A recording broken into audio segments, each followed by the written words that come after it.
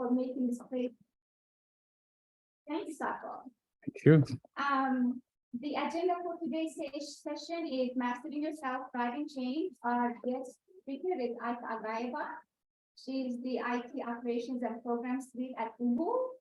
After Ayka's presentation, we'll hear discussion, Q&A, and then, the purpose for the session is to build our network, expand our network, share ideas, exchange notes. So welcome again. I will turn it over to you.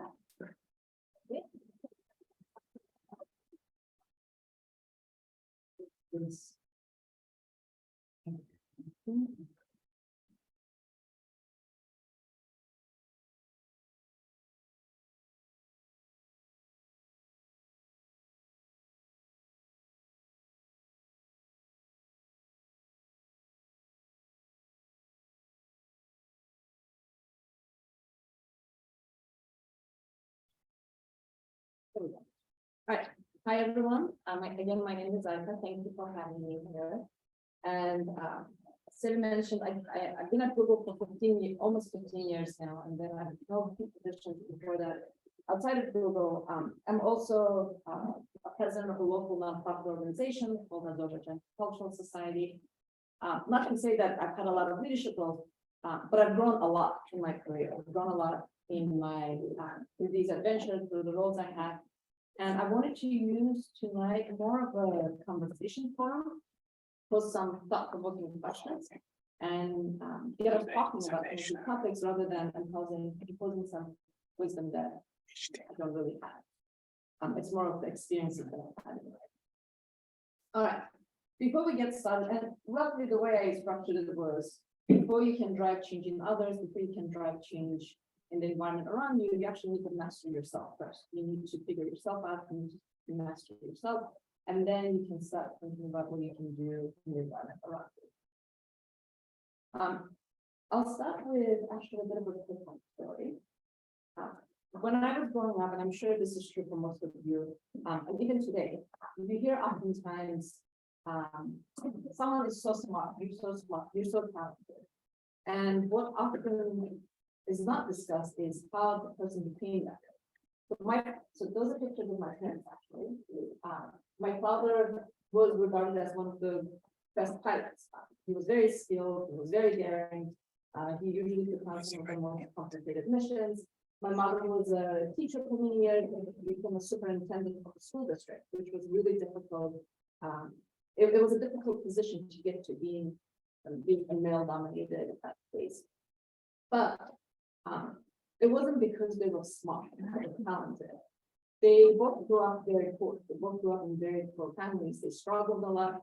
My father had to go through many tries to get into pilot academy, to be able, he actually got kicked out of the pilot academy a few times. But through many years, he managed to get himself back in there, pick it up, and then keep going. And same with my mother, who worked many jobs, some really late evening jobs, early morning jobs, to put herself through school and support her elderly mother and her disabled brother, because she knew she wanted to get somewhere. And eventually they both did. They both actually reached this success in life. But that journey is often lost. And I wanted to start with some of these basics because really those are the foundational blocks. And for many of you, this is, you've gone through this, you've experienced this. But it's important to remind ourselves that, because if you're a leader and you're leading others and you're trying to drive change, we need to remember these things so we can actually share this with those around us, especially those that are just starting in the industry or just getting into their first jobs. Oftentimes we forget it, and if we ground ourselves, then we can help those around us ground themselves too. All right. That's the journey, roughly, if I would think about it, finding ourselves, mastering ourselves, and then, as I mentioned before, as trying to drive change. The next, I love math, so I wanted to come up with some really simple formulas, what it means to be successful, ground us in a couple of the terminologies that I'll be using throughout our conversation, something that we can use in this forum as well. Grit. Many of you have heard this. This is not new term. This became big, actually. I don't know, a few years ago. There were a bunch of talks about it. But really what grit means is having passion for something, then having the perseverance, having the strength, multiplying that by that strength, and then doing it over time, doing it over, whatever the period is, years, months, quarters. That's what grit is. Then I wanted to also ground us on what being successful is. And being successful doesn't mean you have some sort of talent or you're smart. Being smart and being talented by themselves do not make us successful, and you know this. But I think it's also important to remind this to those around us. Again, if we're trying to grow next leaders, if we're trying to make change in our environment, we need to be able to ground others in this path as well. So the way I've defined success for myself and how I do this with my teams, with the organizations I lead, is you gotta have that grit. You multiply that by the talent that you already have, or we already have. We all have some talent, and what you end up with is skill. And then over time, you apply the same grit, the same perseverance to that skill, and that skill eventually helps you become successful, it turns into success. And I think it's important to know, to think through that and actually internalize that, because success doesn't come easy. And it's very easy to give up on it, especially in the tech industry, especially for someone who hasn't been exposed to technology, who didn't grow up with technology. It can be hard. But just remembering this is the facts can help. And I'm happy, by the way, this doesn't need to be like one-way conversation. Anyone who has a thought, what they want to share, just hand up, share. Let's discuss it. Let's debate it. All good. All right. So then I started thinking about, all right, what does it take to actually to master ourselves? Where do we start? And thinking through that as a passion. So you gotta have passion. You gotta know what your passion is. Can I open the discussion a little bit? You said grow up. Yeah. So the word passion, I've been aware that it's actually not the best because it's derived in biblical teachings that are negative. And, so I think it carries an unconscious, like my passion is something I'm suffering for. I see. Whereas I've been taught to use words like enthusiastic and bliss because it's a bit more positive motivation, instead of like, people like to create stories around their suffering and why that's their righteous path. Yeah. But being attached to stories that are rooted in something negative is not healthy. So I don't know, it's just a little thing, but I like the word enthusiasm. I think it's healthy. Well, let's use that word then. We'll use enthusiasm. And I'll expand on it for you. I think it'll become a bit clearer where the intention comes from, what the intention behind that word is. But yes, I hear your point. Was there another? Passion. Every people have the different passion. Like for example, one person has a passion of playing music, one person has passion of coding, while the other one has passion of traveling and exploring around the world and learning what culture data. How to what? I'm sorry. The people who travels around the world for the other one. Because every people has different passions. That's right. That's right. So I want to share the intention behind that, and then maybe it becomes a bit more, it grounds us in where it's coming from. So, and the use of the word passion or enthusiasm or whatnot, it really is about what do you care about? What do you care about in life? What do you care about for yourself or the environment around you? And some people, and for yourself, and some people notice right away. My father knew when he was a child, he's going to be a pilot. There was no stopping him. Some people meander through life, never figuring it out or trying to figure it out. I was one of those. I didn't really know. And oftentimes people expect there's these like aha moments, but sometimes it's not an aha moment. Sometimes it's you stumble onto something, you start doing it, and then you realize, oh, I'm actually I'm actually enjoying it. I like doing this. And you spend more and more time with it, you start applying more of that grit, more of that practice, you start practicing that muscle, and it becomes, I think, it becomes something that you enjoy, it becomes your skill and it drives you to success. So I wanted to make that representation that sometimes it's okay not to know where you're headed, as long as it's heading and it's developing. And there's a second component of this, which is how do you actually, how did I figure out, or how does someone figure out where can I ground myself? Because there is so much out there. So that's why I have the core values. Because at the end of the day, there's a reason why we do certain things. And grounding ourselves in those core values sets up that foundation. There are a bunch of exercises online that we're not going to do that here, but there are a bunch of exercises that you can download these worksheets, and essentially what it is, and it's a mix of the core values and actually priorities. You start with a list of 40, 50 core values, they're very standard value now. Then you narrow it down to 20, see what resonates, and you narrow down to 10, and you end up with 5 at the end, maximum, 3 preferably. Those become your foundation core values because everything else that's building on top of that. So then you know what you actually care, what you care about intrinsically.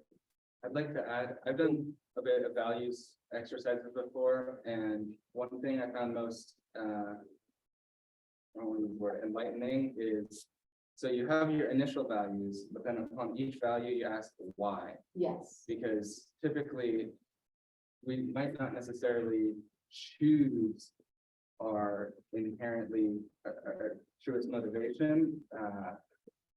We tend to be biased with how we choose. Oh, I think I'm like this. Right, what you would like to see yourself as versus what you truly care about. Yeah. Making that distinction. Can an individual actually say for themselves what their values are? I think it is possible if you're a very self-reflective person. Sometimes it's not as effective, and that's where you pull in someone you trust. Someone who knows us really well, someone who can actually act as a mirror, someone who can, like, I think I really care about environment. Or I think I really care about money, financial stability. And then they can challenge or they can almost validate that. So, but it has to be someone you trust, someone that you trust their opinion and they know us well enough to pose those questions and act as a mirror. But yeah, it is not an easy thing. It's not an easy exercise, but it is worth doing because it's worth doing it, especially for someone who is really junior that you're trying to grow, someone on your team. They may not have that foundation and this may be an additional way for them to discover.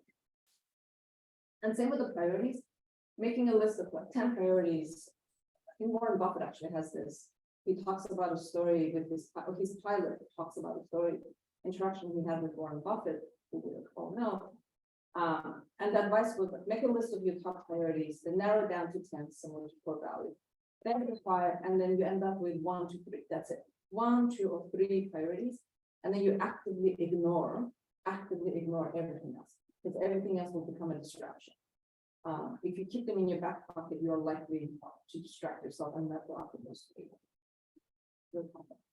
So this is just the grounding again for ourselves, but really, if I'm looking at how we can grow the team, how we can grow our organization or mentor someone, it helps to start with the basics. Most of you know this concept, growth versus fixed mindset. And the concept is that essentially what it boils down to is that our brains are elastic. We continue learning up until the time we die. Our brains continue structuring and developing up until we die. This was, I don't remember exactly when this became a phenomenon and a thing and proven, medically proven. But up until that point, there was this concept of fixed mindset. You have a certain limit in your life. After that, your brain is just not as flexible, is not as elastic, and that was proven wrong. So changing the mindset of realizing that we do have a growth mindset, it's not a fixed mindset, and then helping those around us realize that. And the way you do that is just like any physical muscle, it's practice. We talked about earlier, practicing that skill. And then the second component that's actually really, really critical for this growth mindset is taking risks. with that, taking those risks. And again, we know this, but it's important to remind ourselves and then create the environment around us for others to take those risks.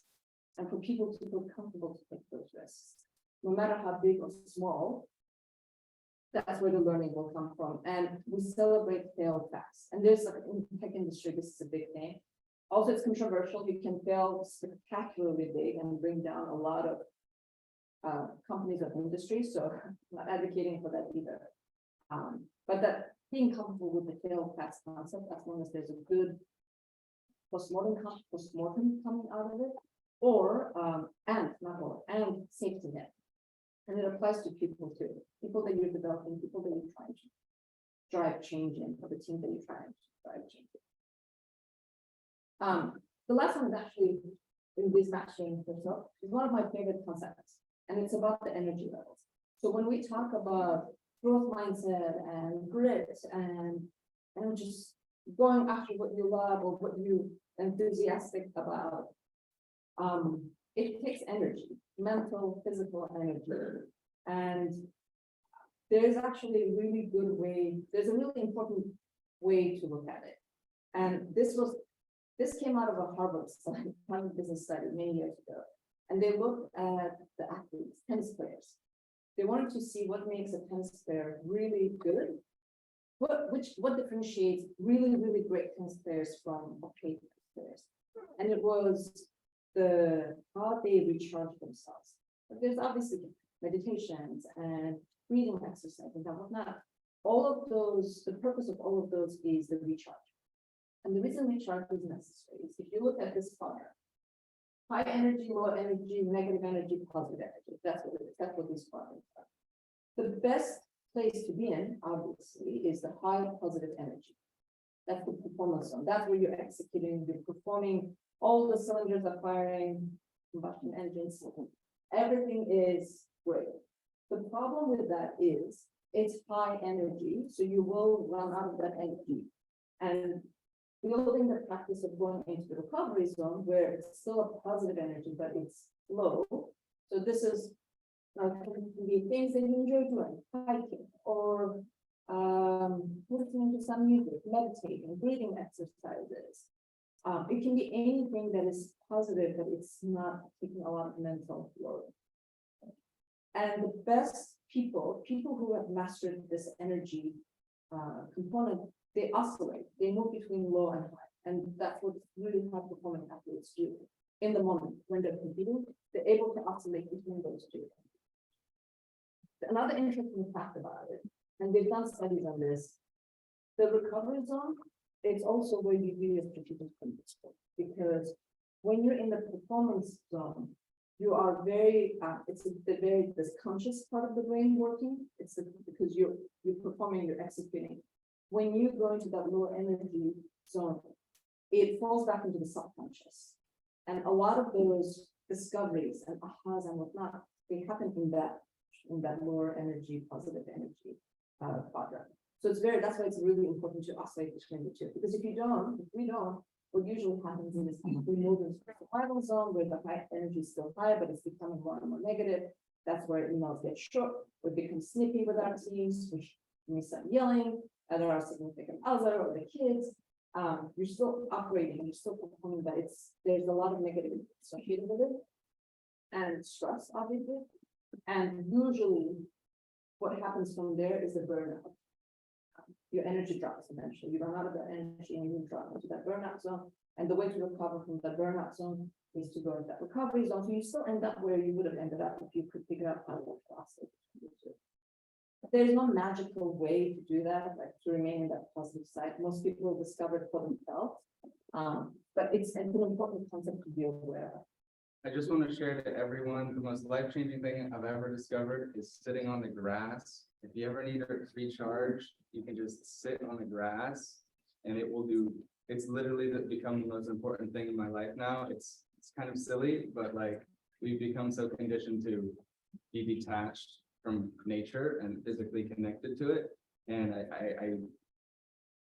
I just wanted to put it out there. I agree. When you touch the tree, like you really feel it, like you can Grounding. Yeah. Grounding. Yeah. That's what's called grounding. And there's a connection we have with nature. Yeah. Nature does actually naturally recharge. But for some people, it may not be that. For some people, it could be video gaming. It doesn't matter, whatever, and that's why there is no magic formula. Yeah. So our next meetup will be in the woods. Can recovery zone be sleeping, or does it have to be something else? It is a physical recovery, but also a mental recovery too. So yes, it could be. It just, you lose then, sleeping obviously is important and it is a recovery, but you lose that component of the subconscious things moving in the back of your head. Piece of it. But there are people who discover things in their dreams, in their sleep. They wake up and say, I solved the problem. Yes. Terms of recovery zone, is there many possible ways that people can recover with the recovery zone? Yes. Yes, because when I saw from papers that after they rise up from the errors, they go advise some people, some takers to take a break first. That according to their documentation. That's how people demonstrate the recovery zone. That's how, what, I'm sorry? Kegel demonstrates the recovery zone. Okay. I mean, I know personally that when I spend time doing things that aren't directly part of the task, that are more relaxing or in that recovery zone area, that I can actually construct a lot of the actual answers for the problems that I run into. I mean, I have slept and dreamt the code, and it's really painful. And I did that for months and months and months. But then I found that doing things like hiking also really worked, or going out and just taking a nice walk, things that just like center you, give you kind of like perspective on everything. And then answers would kind of pop in a lot faster that way. I wouldn't have to spend as much time stressing about trying to do it in the moment. And so, yeah. Absolutely. And one of the, I may have a very, very busy day, for example, at work, and at my desk, I need to get this strategy out the door. And oftentimes I'll swing my chair up, and I have a big window behind my desk, and I'll just stare out. And I'm lucky that my desk, I'm on a fifth floor in one of the Google buildings, and my view is into the Moffett field. So I can stare at the hangars and the plains or the mountains, and I'll just stare for 2-3 minutes, just like you said, as long as I'm not trying to think about the task on hand. It gives me enough recharge. And then oftentimes I'll get that, like, oh,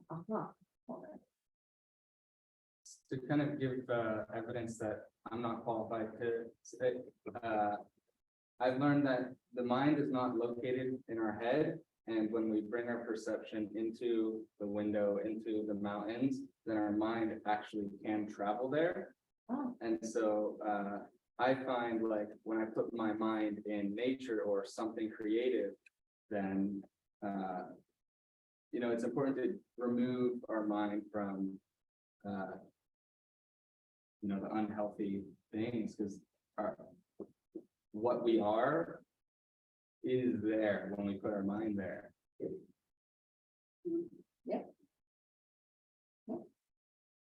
It makes sense to me. It makes sense to me for us to be able to just at least mentally travel. Kind of lofty, sorry. Like I said at the beginning, okay, let's stop provoking that. Let's get the conversation and the. I think I have one kind of observation and question, especially during the COVID.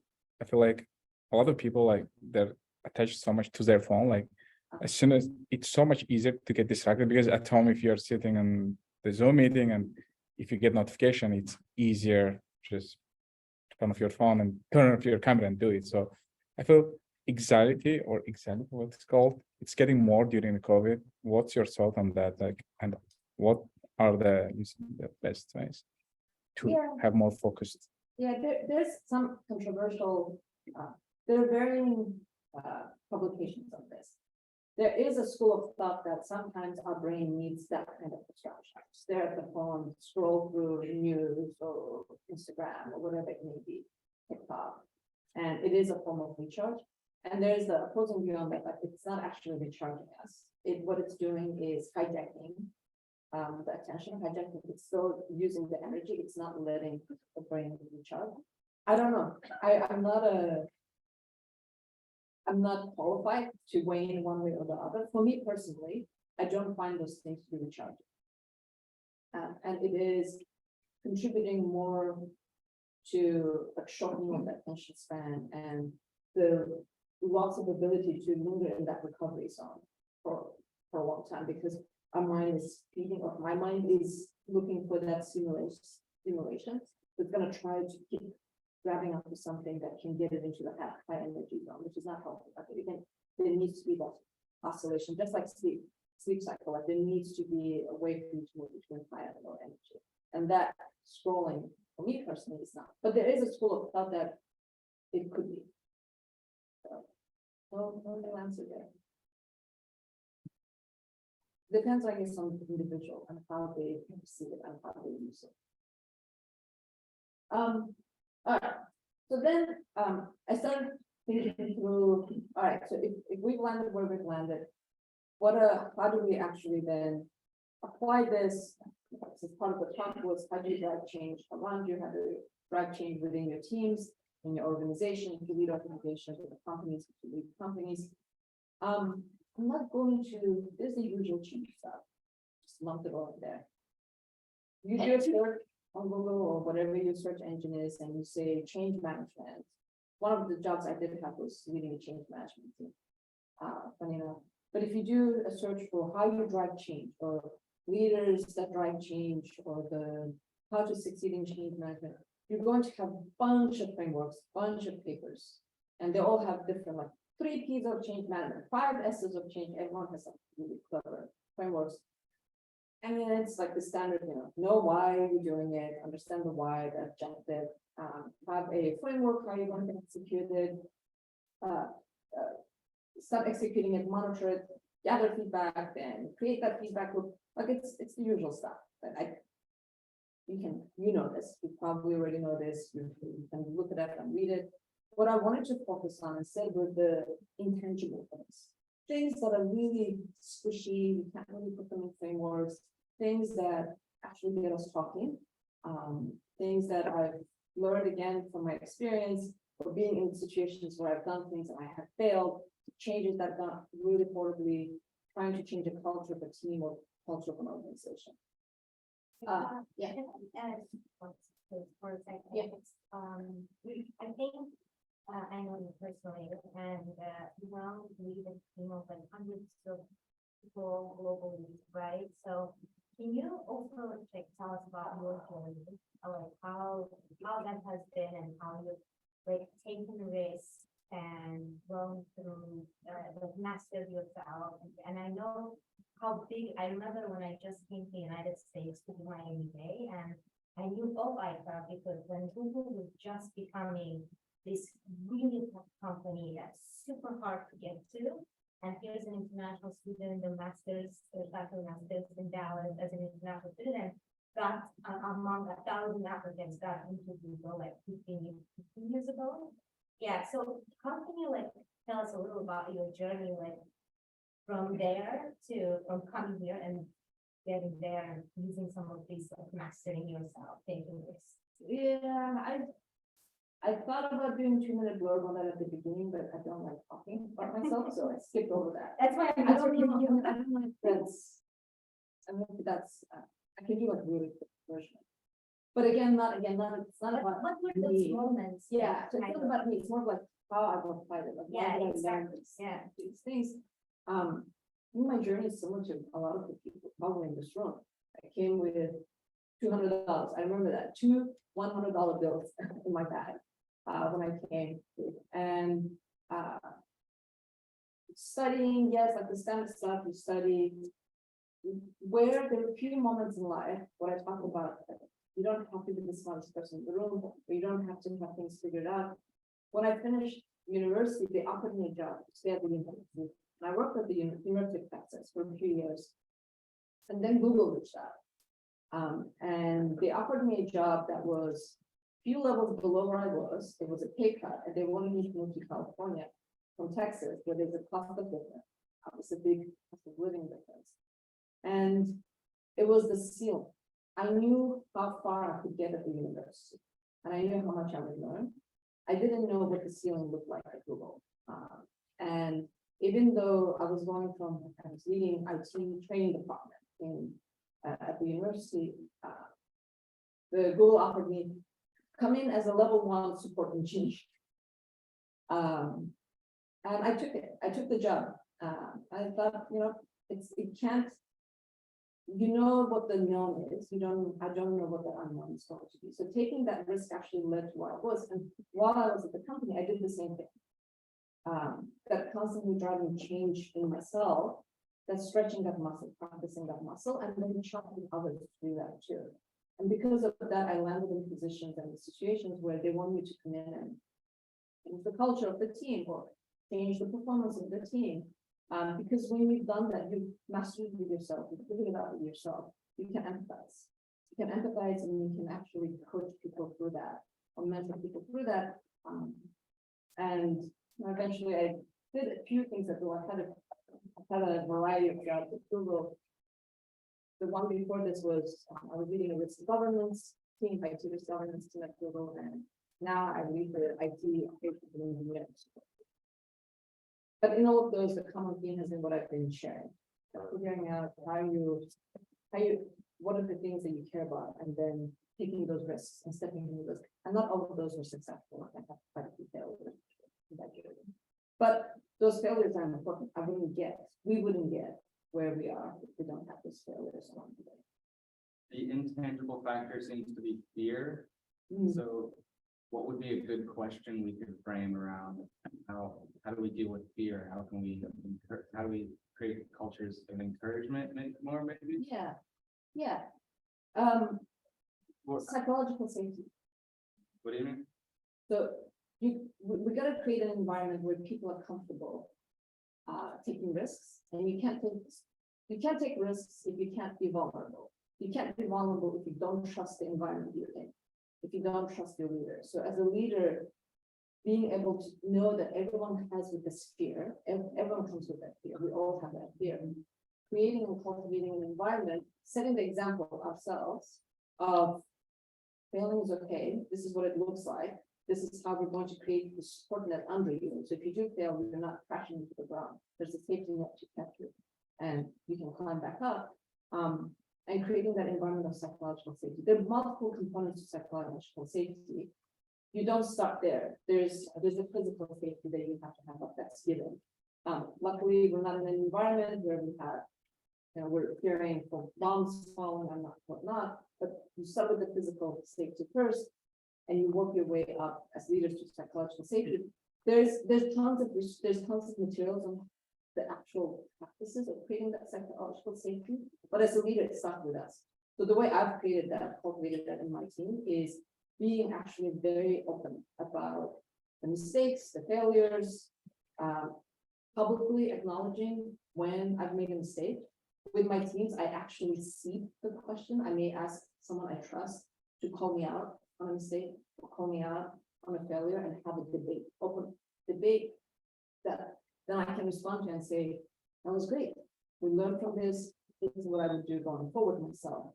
So it doesn't happen overnight. It has to be built up with the team. And then once that psychological safety is in place, the fear will not go away, but it is more likely that people will take risks. It is more likely that I will take a risk, that the team will take a risk. So could you talk for a split second about what it's like to come into a new team and then establish that? Yeah. Trying to think which one would be. The team I was managing before this, they asked me to come in because the senior leadership thought half of the team is to go. So it was a management team, and they said, half of those managers are good managers, half of them you gotta manage up, they need to go. And there was a perception of that region that I was managing where there was a perception of this region just not pulling their weight, not doing what they need to be doing.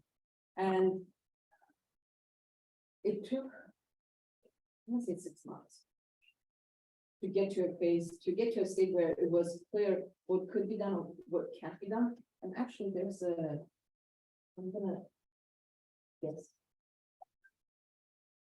There are 3 things I focused on.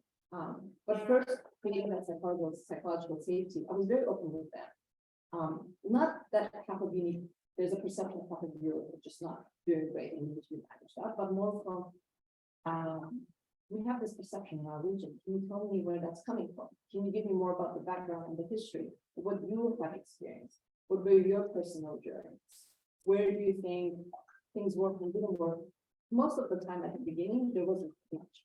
They wouldn't share much. They would share just enough to get me off of that, but not really open up.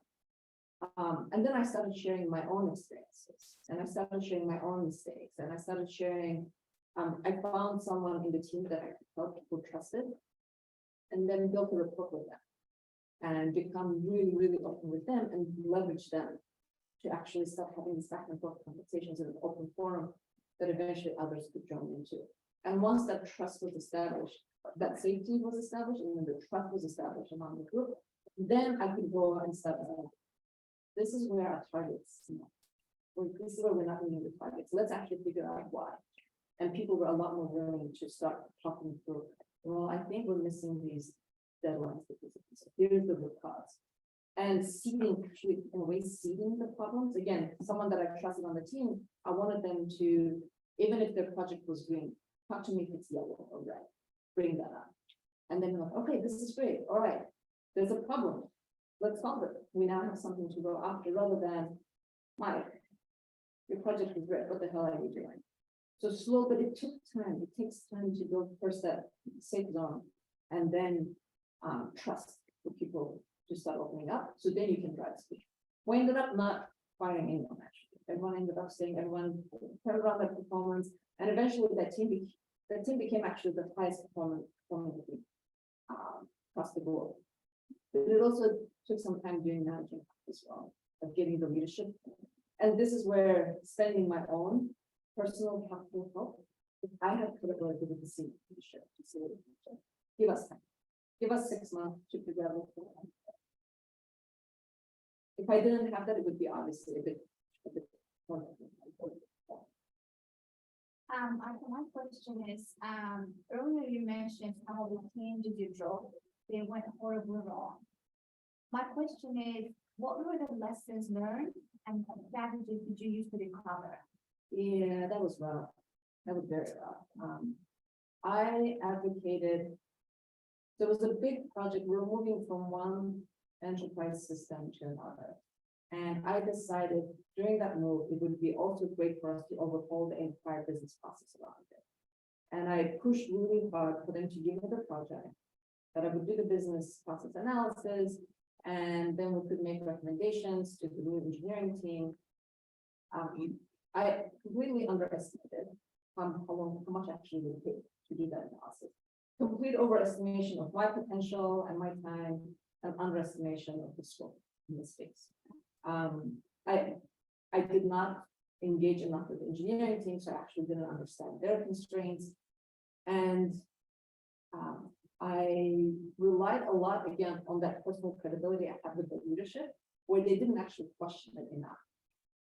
And I didn't have that sympathy where they could have said, oh, actually let's pause this. Here's the threshold. If you can't get this done by X, Y, Z, we need to approve the law.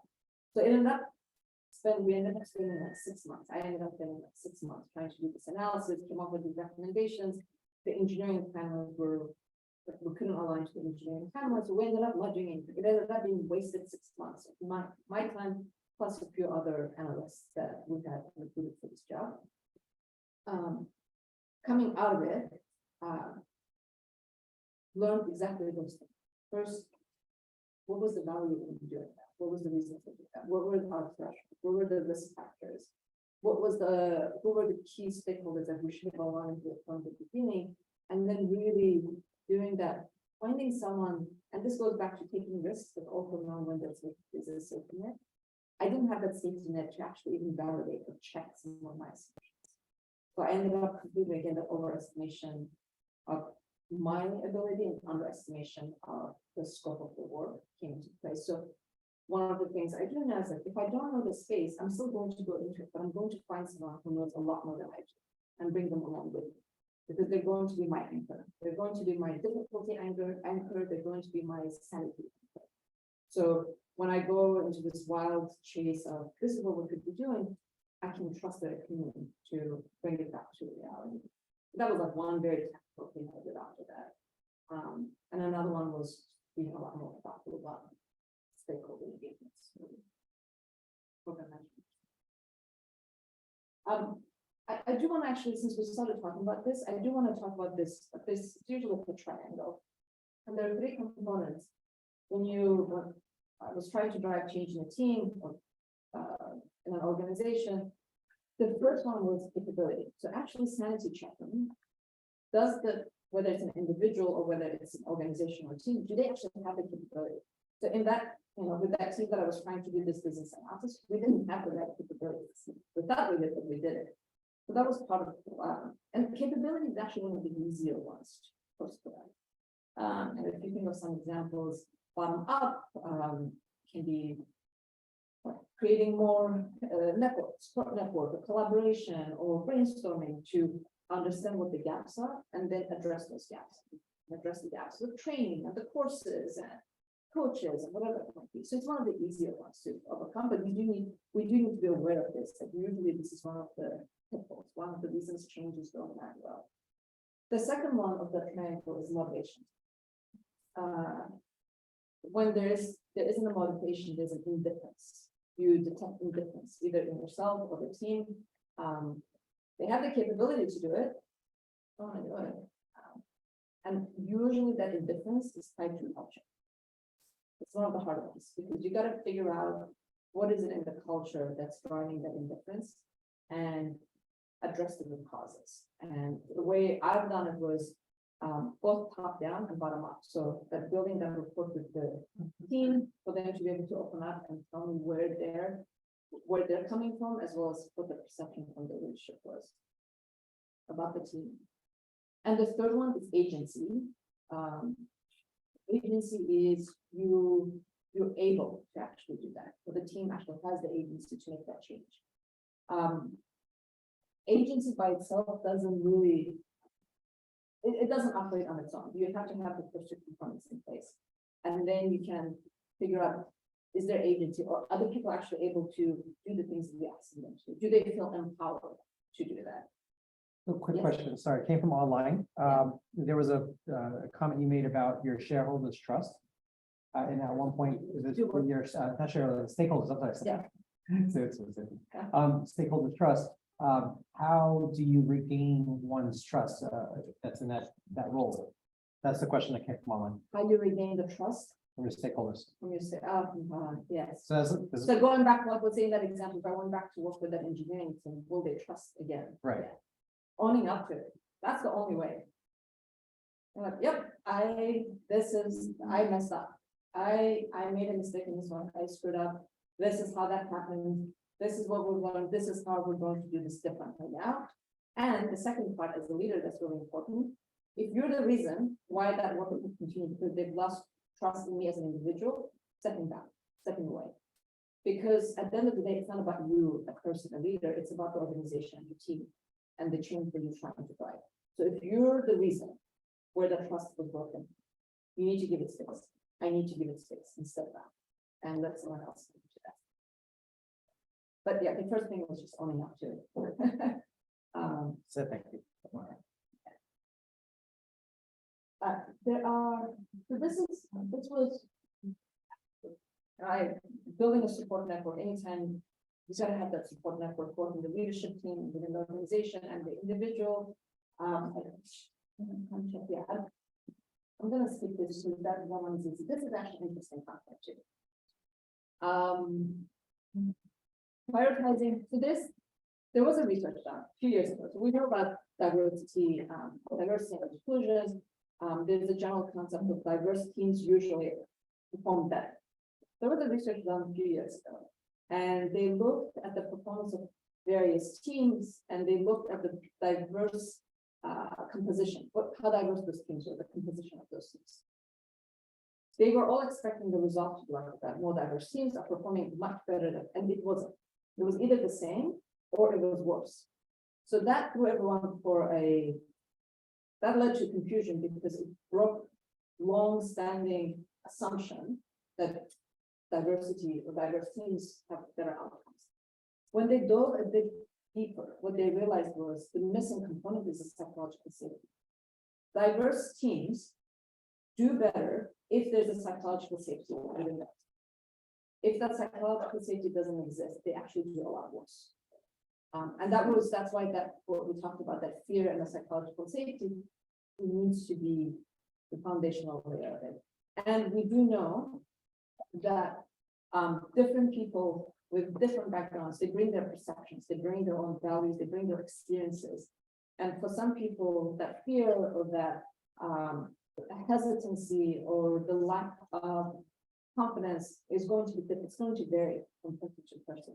So if you don't have that psychological safety established, actually more diverse teams would do worse because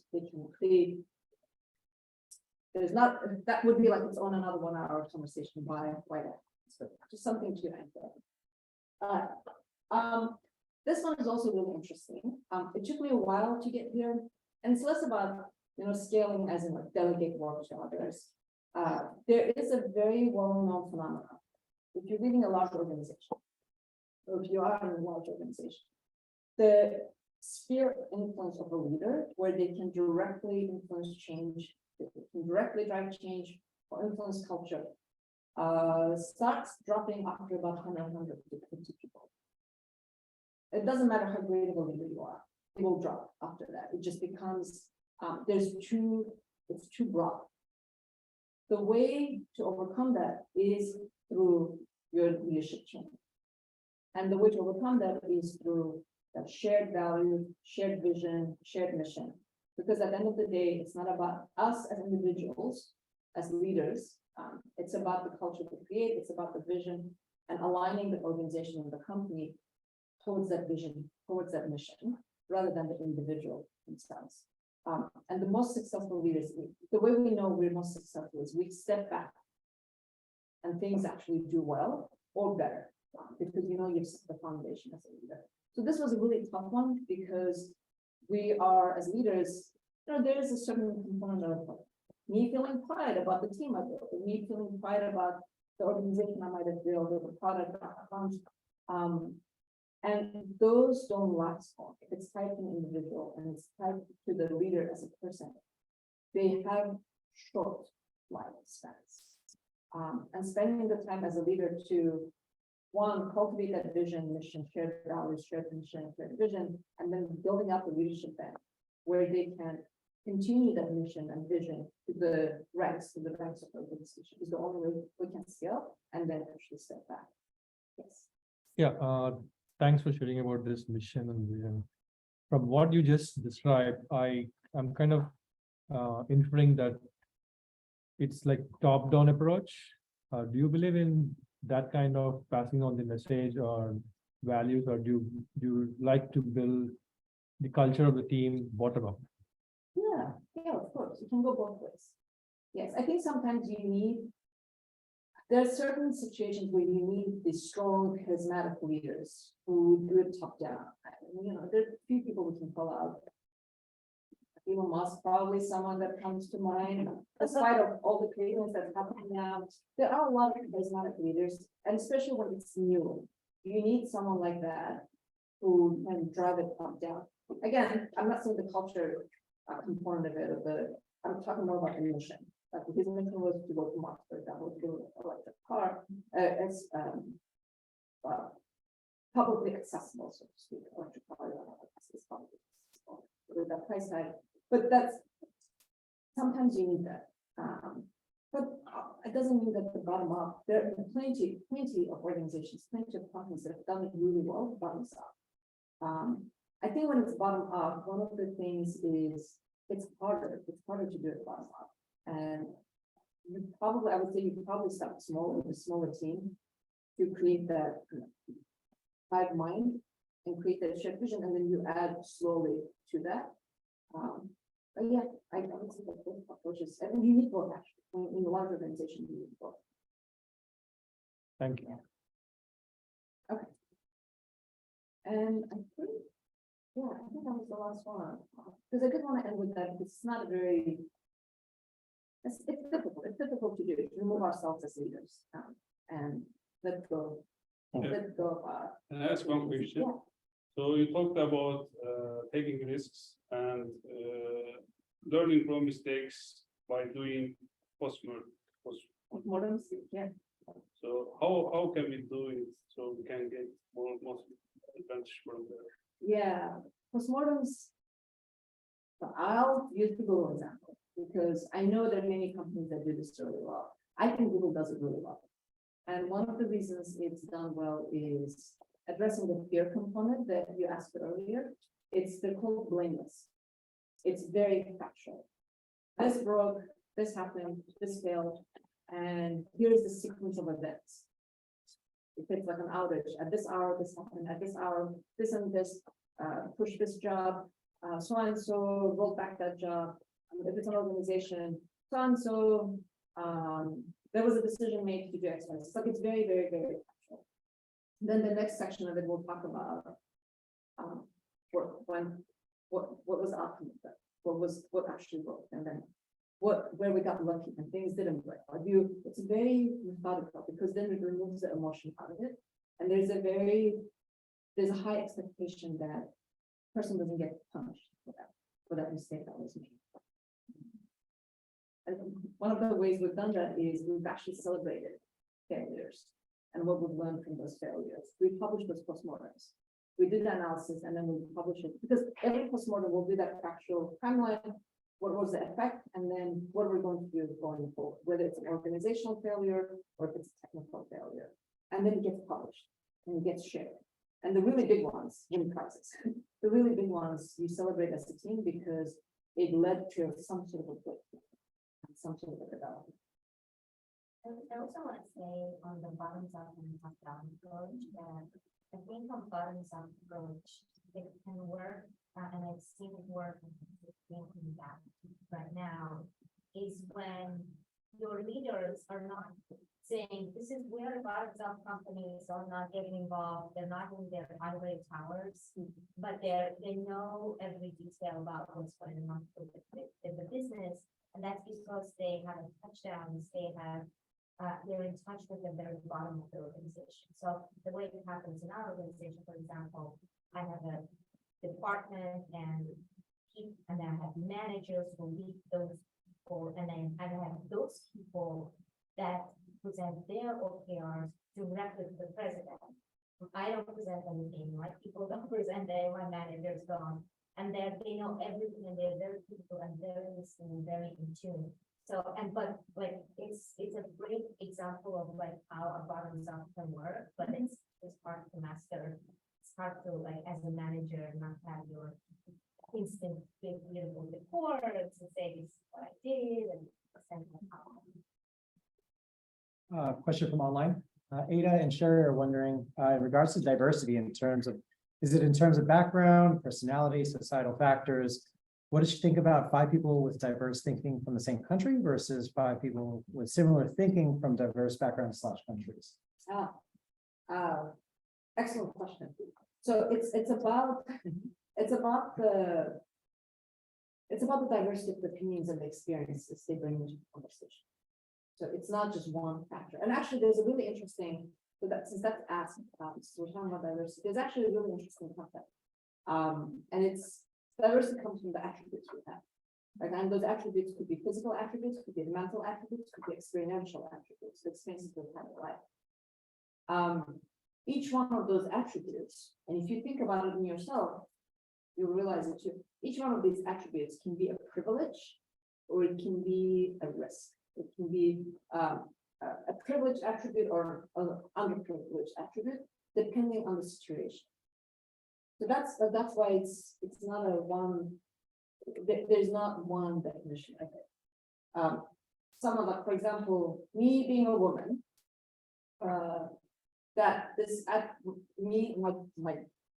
me being a woman is going to be a privileged attribute for me if I'm talking to a group of teenage girls who are trying to get into the tech industry. And they look at me and as someone who's succeeded, and I use my gender, me being a woman, as a way to, as a credibility. If I'm a woman and I am in I don't know. I don't want to use a tech example, but, late at night, walking through a tunnel, a dark tunnel. Me being a woman is going to be a very much a risk or very much an underprivileged attribute. So there's a differentiation there with the diversity that we need to be mindful of, that every aspect of the every aspect we have can be a privilege or not. And that's why it's important to bring in all these attributes and actually lend some of that privilege in the conversations we're having, creating that psychological safety. Going back to that psychological safety example, this is a very specific example. You're in the room and you have someone who has an attribute that's making them underprivileged in that group, and you have the privileged attribute actually stepping in and helping them in that situation. And that also creates, it's another way to create that psychological safety, especially when you have a diverse group of people, whether it's experiences, their backgrounds, their education, societal factors. But you also want diversity, maybe one guy's got a hardware, really good at hardware, another guy's good at software, and somebody else in there with a Yeah. English. Some everything they could, that would fit together well. Yes, Good at QA, they see things differently. absolutely, yes. Yeah, so it comes in many different forms, and that's the part that we have to remember. Thank you very much. Just touched the importance of motivation, although I think it's important, but I do believe discipline is more important than motivation. Discipline. Okay, Think this way, let's say you are motivated, you want to get in shape, you become a member of one of the most expensive fitness club, you purchase expensive shoes, you subscribe to YouTube models, and you go to gym for 10 days, you are motivated, right? And then you get sick or something happens, you don't go to gym for 2 days, then 2 days become 4, then 10 days, then you look at that, oh, it's been a month and you didn't go to gym. So what happened, the motivation is gone. So it comes and goes, comes and goes. But I think it is overestimated nowadays because the real winner is discipline. Everything is based on discipline, even though you are not motivated. For example, I'm not motivated to go to gym tonight. I don't feel like it. But if I am disciplined, I'll still go there. Yeah. So yeah, it's important, but I think real winner is yes. Read the definition of discipline that stuff with me. It's like doing doing things that you need to do, whether you feel like it or not. It's like, you just remember that the discipline will come. Yeah, consistency or consistency. Whether you like it or not, actually what is being very interesting discipline, right? It depends on the gesture. I mean, people who are really multitasking, especially when we talk about diversity and inclusion, right? Women of color or the minorities, they have to work twice or 5 times more than the privilege. So where do you get the time then to keep time for yourself, to take care of yourself, to do what's good for you? When you don't have the power dynamics, equality in financially or with respect to power, without which, how are you going to talk? It's easy to talk. Yeah. It's a different thing to practice. Yeah, I mean, in terms of workplace, yeah. I mean, quite generally, like. even in workplace, how many women do you see in C? What is the percentage of women on C-suites globally? How many women lost their jobs during COVID? A lot. 800 billion. That was a financial loss, women lost. That's a good point. It's then important, becomes important for everyone to recognize that and give an opportunity. Exactly. So the parity has to be balanced. This is the concept of lending privilege. So when someone's in a situation where they are more privileged, that particular attribute is more privileged, finding an opportunity to actually lend that privilege to someone else. Could be, a woman in a room of board of directors where everyone else is male. It could be a black guy, an African American guy who is stopped by police. Actually, someone who has the privileged attribute in that situation can step in and help diffuse that situation. But I know that some of these are really controversial, but I want to make it practical what I mean by lending that privilege.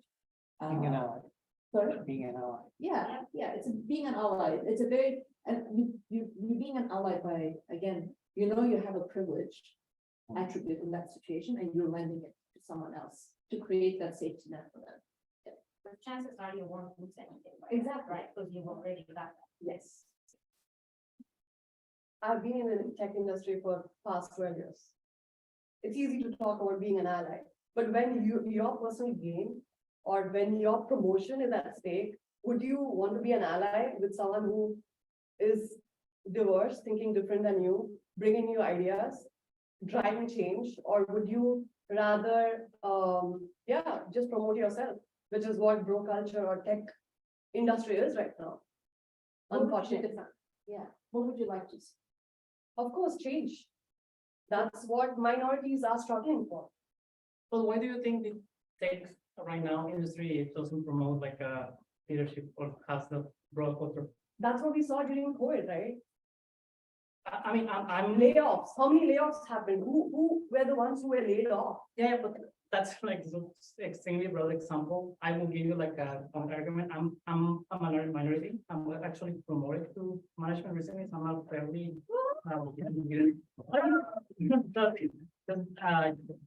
I already saw so many opportunities, and I want to actually ask you a question before. If you Thanks for the opinion, by the way. That's great. Oh, of course. You have to voice out. Otherwise, people don't listen. Exactly. if you intentionally added like the remove yourself part of things, intentionally, because that's the most important thing, or that was just part of the. No, I don't think the outcome of you have to do that.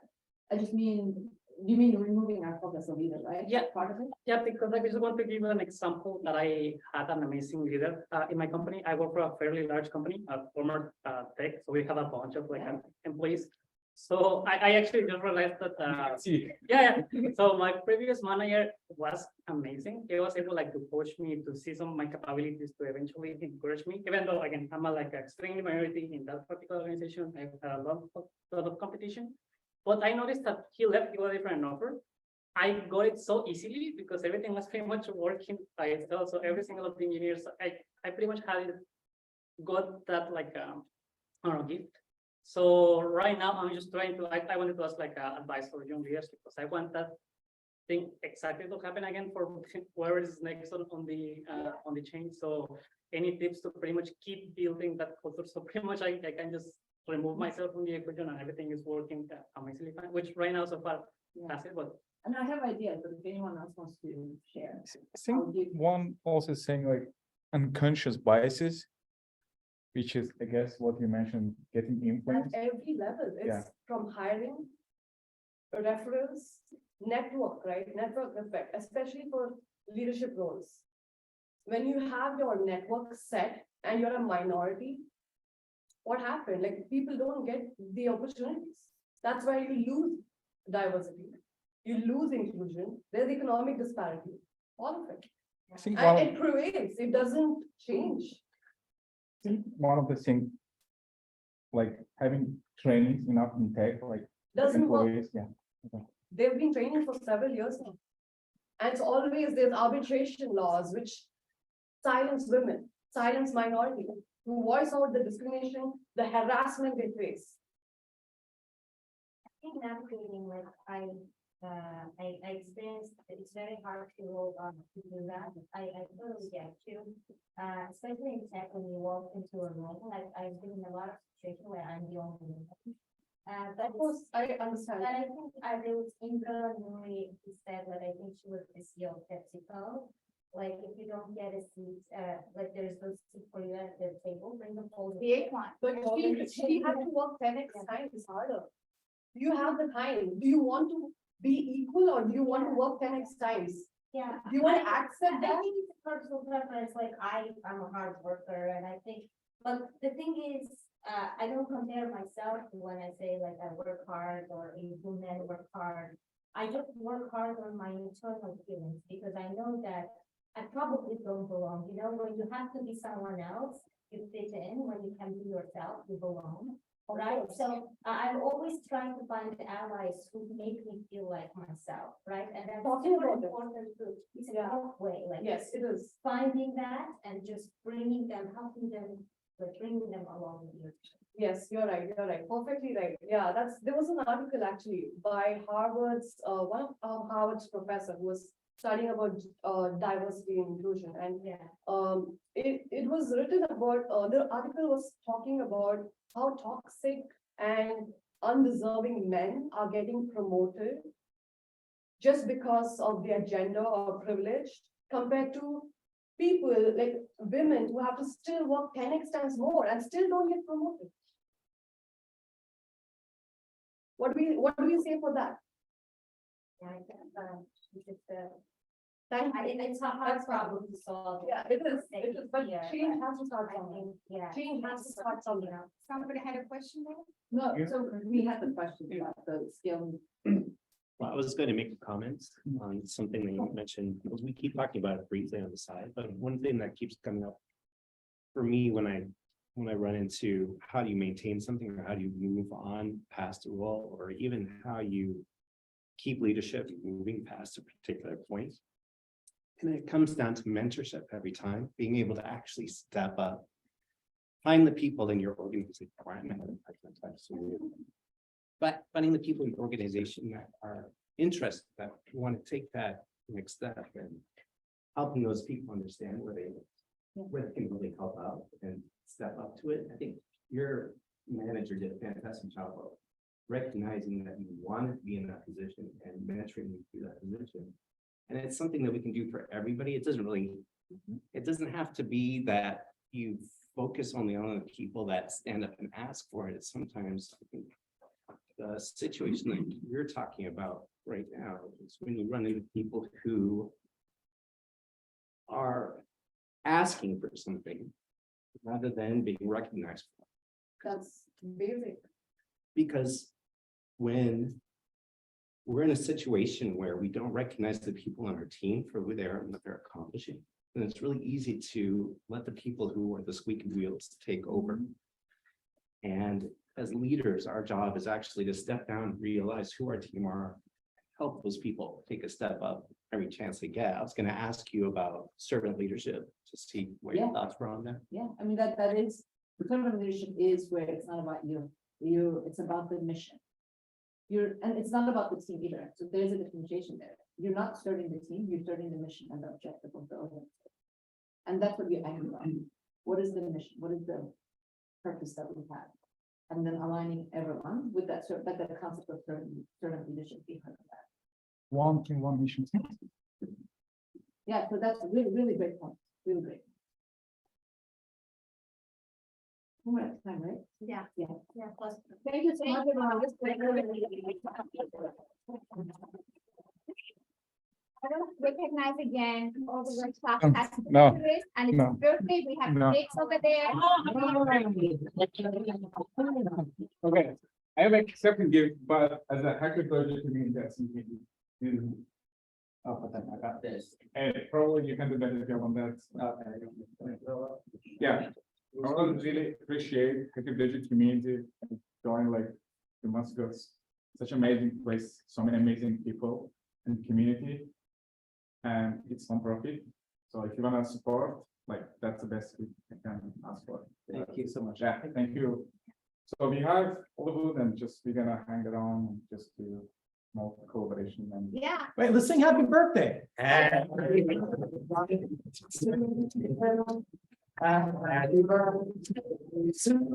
you. Happy birthday, dear Sabo. Happy birthday to you. There we go. You need a group picture. Okay, we can do it. Everyone, group picture. Which way, the tiger? Maybe easy towards the food? Yeah. Let's do it. Okay, if everyone could go by the cyber tiger. Yes, I can't wait to celebrate their birthday. All right, we're all just gonna line up back here and take a group picture. I can't wait to celebrate their birthday. Yes. Also, for the agriculture capacity. Come on, everyone right here. Come right here. Who's gonna take your picture right here? You're facing this way.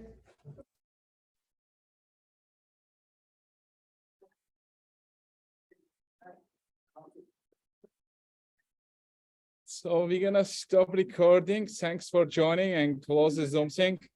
Unless you wanna. Minute here. Yeah. Yeah.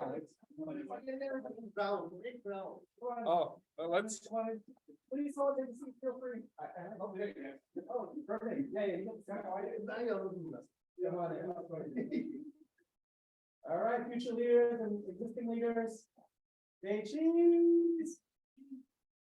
One more. And you need to be here too.